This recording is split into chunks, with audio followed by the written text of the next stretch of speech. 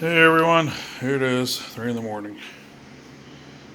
I'm putting on the shellac on this window finally. The other window's done, so look how nice that looks. And I got a wing right there, call it character.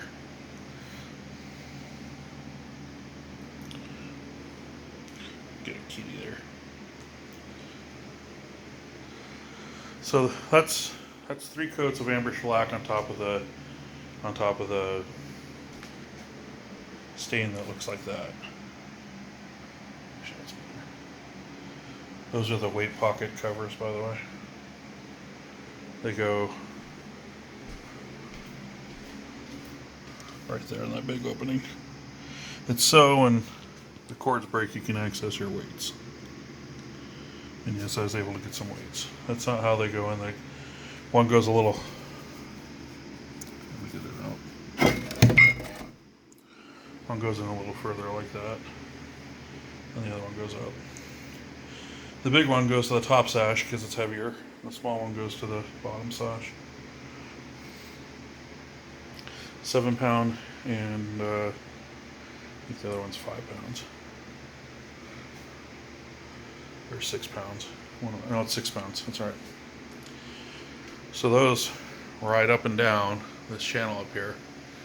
And then you have pulleys that are on the end there, which I have these coming. With these pulleys, then the rope goes to the pulley, comes down to either the lower sash, or it goes up to the upper sash, or come up to here. The upper sash, when it's up all the way, the weight should be down in the down position. The lower sash, when it's down all the way, should be up in the upper position. So, a majority of the time, you're just using your lower sash, so it's that little one that's going up and down the channel as you open and close the window. But if everything's sealed up, so you have one window down, one window up, or one sash down, one sash up, that the weights will be the same way. One will be up and one will be down. And if you look, see how this one, the knot from the cord goes here, and you nail it in, and then it follows this groove all the way up on both sides. This one's a little different. It's a little bit longer because it's the lower sash. And how can you tell what's the upper and what's the lower? Look at that bottom rail right there. See how narrow that is going across there? Look at this one. This one's much wider. So this one's like 3 times the height of it. And that's because when you close the window, it seals against the stool right here. And that's like an inch or so.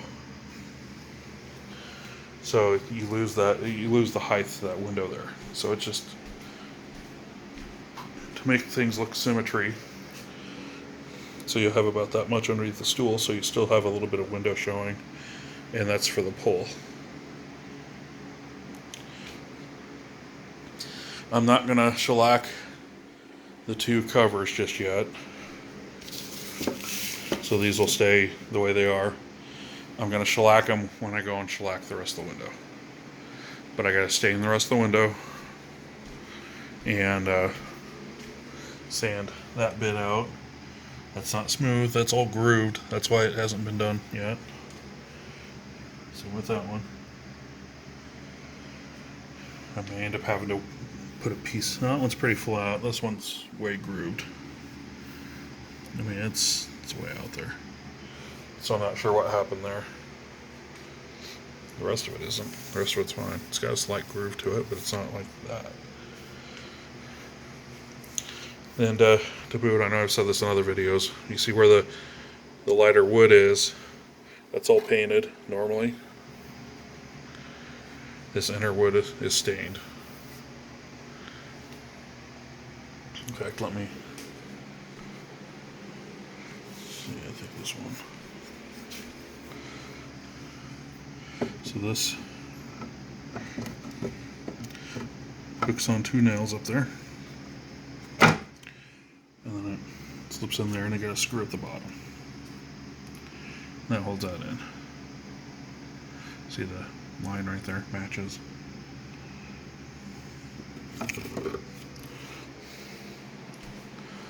I've got to redo the screw holes on those. Because, 100 years of screwing and unscrewing, they've become really loose and they don't no longer hold a screw. And these were cut when this was put in. So someone made, actually, this was all one piece, and then someone came in here with a saw and cut this piece out. So it perfectly matches the window.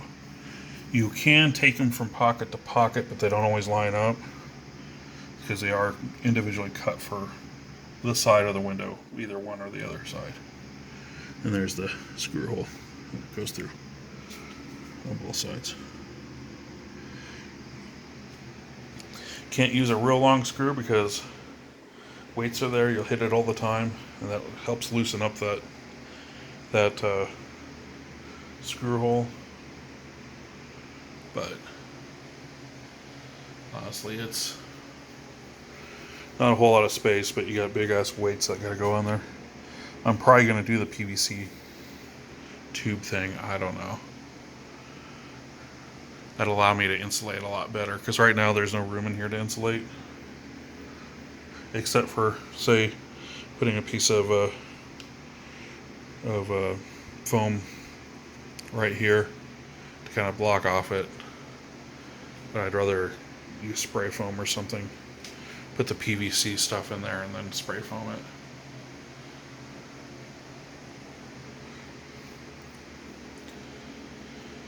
Anyway, that's it for tonight, and just finished shellacking the sash, and then it's on to this tomorrow, getting all these spots out like that. You can see where they used like a chalk paint on this at one point. In fact, I think that's what that is. People say, well, you gotta test it for lead, and I'm like, I just assume everything has lead. It's an old house. This is old paint. This has probably never been done to these windows. It probably is all lead. Guarantee it, except for like the top 2 coats. That's why I use heat to clear paint, because you're not gonna get that lead in the air. I know some people argue, well, you're heating it so much it's gonna vaporize lead. No, it doesn't vaporize lead. Lead, unless you're burning it, you're not gonna vaporize that lead. That lead is really pretty fixed in that paint, and it takes a lot to melt lead. A lot more than the heat gun's gonna put out. Anyway, rate, comment, subscribe.